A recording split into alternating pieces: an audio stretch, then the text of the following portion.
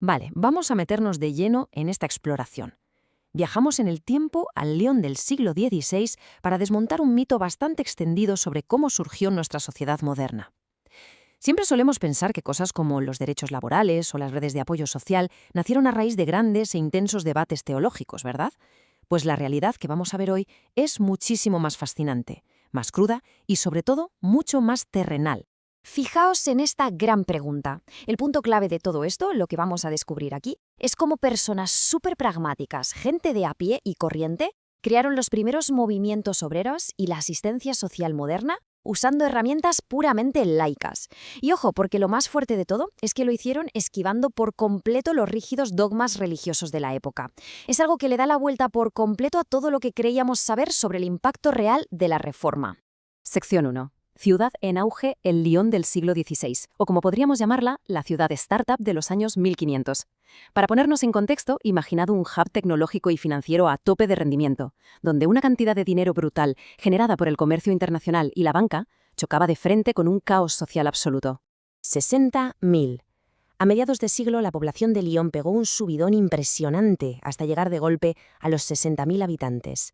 Esto, claro, fue la receta perfecta para el desastre: hacinamiento extremo, una inestabilidad económica brutal y el escenario ideal para los dos casos que vamos a analizar ahora.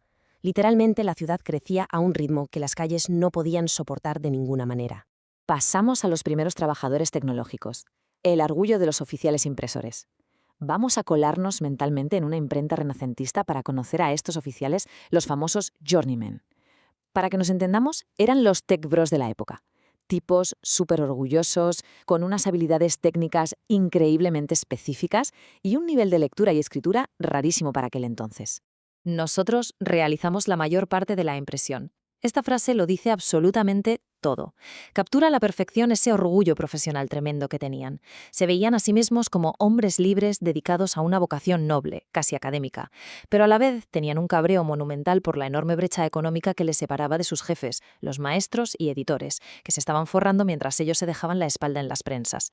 Y así llegamos a las huelgas y los juramentos secretos, con el ascenso de los grifarins. Para luchar contra esta desigualdad enorme y frenar esa obsesión de los dueños por contratar mano de obra cada vez más barata, estos oficiales no fueron a buscar respuestas a la Iglesia, no. Lo que hicieron fue montar un sindicato clandestino, radicalmente laico y súper organizado: la Compañía de los Grifarins. Y bueno, sus tácticas demuestran un realismo tremendo y las cosas como son, bastante crudo. Usaban métodos 100% seculares, súper prácticos y en muchas ocasiones bastante violentos para hacer cumplir sus exigencias. Imponían sus propios salarios, organizaban huelgas en todo el sector, bloqueaban a los jefes injustos y, tela con esto, llegaban a dar palizas o incluso a desjarretar, es decir, cortarles los tendones de las piernas a los esquiroles que rompían las huelgas, a los que llamaban forfans. Lo verdaderamente clave aquí es que nunca usaron la Biblia para justificar lo que pedían económicamente. Siguiente punto: la crisis en las calles. Hambruna, peste y el punto de quiebre. Mientras ocurría toda esta batalla sindical dentro de las imprentas, salimos a la calle y vemos que esa enorme población en crecimiento se dio de bruces con una serie de catástrofes horribles. Unas catástrofes que terminaron por destrozar el viejo y frágil sistema de dar limosnas individuales. Fijaos en la línea temporal y en cómo se va gestando esta auténtica bomba de relojería. En 1529 revienta todo con el Rebelline, un motín enorme y violento por la falta de comida. Al año siguiente, en 1530, vemos a artesanos armados marchando por la ciudad exigiendo control de precios. Y la gota que colma el vaso llega en 1531 con una hambruna primaveral absolutamente catastrófica. La miseria llegó a niveles apocalípticos. Y estos datos reales de la década de los 30 revelan una realidad económica demoledora. La pobreza ya no significaba solo ser un trabajador sin estudios, que va, si miramos las cifras por ocupación, vemos a artesanos súper cualificados como tejedores, zapateros e incluso nuestros amigos los impresores, que tuvieron que apuntarse a las listas de caridad públicas simplemente para no morirse. Literalmente, no había nadie a salvo de la crisis. Para entender la urgencia extrema del asunto, mirad esta estadística médica, que pone los pelos de punta. Un 30% de mortalidad entre los trabajadores más pobres que lograban ingresar en el gran hospital de la ciudad, el Hôtel Dieu. 1 de cada 3 personas. Ya no estábamos hablando de llegar a fin de mes, estábamos hablando de una cuestión literal de vida o muerte en las calles de Lyon.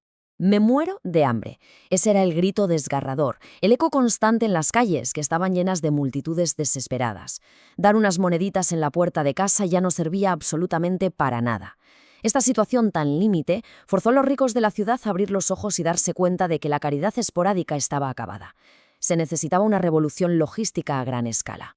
Y así entramos en la invención del bienestar social moderno, la Homo General. Para evitar que la civilización colapsara por completo en su ciudad, unos humanistas católicos con una gran conciencia cívica se juntaron con comerciantes superpragmáticos para inventar un sistema de bienestar centralizado y organizado. Era algo radicalmente innovador para su tiempo.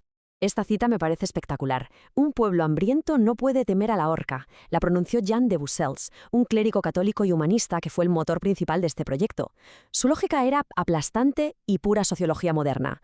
Ahorcar a la gente que se amotinaba en la plaza pública no solucionaba el problema de fondo. La verdadera caridad implicaba crear un sistema preventivo y estructural, no limitarse a castigar. Aquí vemos los pasos exactos que implementaron, y esto supuso un cambio de paradigma monumental. Crearon un tesoro central gestionado directamente por laicos, arrebatándole de un plumazo el control organizativo a la Iglesia. Repartían comida en lugares fijos y de forma regular, daban educación a los niños sin recursos y exigían a los mendigos que estuvieran sanos que trabajaran. Básicamente, pusieron la gestión social en manos seculares para crear la primera red de seguridad pública estatal. Llegamos a la parte más alucinante de todo esto, el sorprendente papel de la religión. Una historia de consecuencias imprevistas. Aquí es donde nuestras dos tramas, las batallas sindicales de las imprentas y la crisis del bienestar, chocan de lleno con la reforma protestante y el humanismo católico, revelando un giro de guión histórico increíble. La ironía de la situación es para enmarcarla. Por un lado tenemos a la Iglesia católica, que curiosamente hizo la vista gorda con las huelgas y dejó que los grifarins operaran sin amenazarles con el infierno.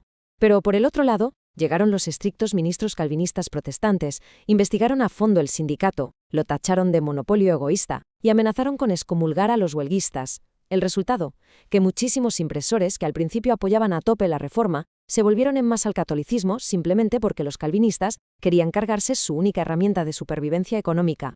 Y además de esa gran paradoja en el mundo laboral, se nos cae otro enorme mito histórico.